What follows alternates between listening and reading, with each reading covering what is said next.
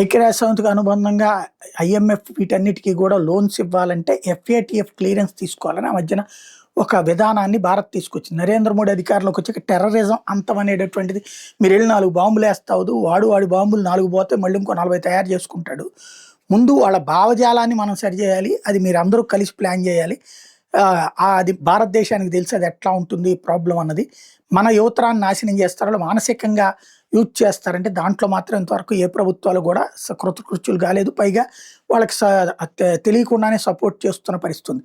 రెండవది ఏంటంటే వాళ్ళ మీద ఆర్థిక ఆంక్షలు పెట్టాలి. తీవ్రవాదాన్ని పెంచి పోషించే దేశాలు గురించి సమాచారం ఉన్నప్పుడు వాళ్ళ మీద ఆంక్షలు పెట్టాలి, ఆ తీవ్రవాదాన్ని ఆపేదాకా అని చెప్పింది. అప్పట్లో ఫైనాన్షియల్ యాక్షన్ టాస్క్ ఫోర్స్ అని FATF అని వేశారు. వాళ్ళు కొన్ని లెక్కలు పెట్టారు. ఆ లెక్కల్ని ఎవరైతే తీవ్రవాదాన్ని ప్రోత్సహించే దేశాలకు ఇచ్చారో అందులో పాకిస్తాన్కి ఇచ్చారు. పాకిస్తాన్ అది ఫిల్ చేయనందుకు గాను దాన్ని గ్రే లిస్ట్లో పెట్టి దానికి అప్పులు ఇవ్వకుండా చేశారు. ఆ తర్వాత బైడెన్ వచ్చిన తర్వాత మళ్ళీ, అంటే ట్రంప్ ఉన్నప్పుడు జరిగింది అది.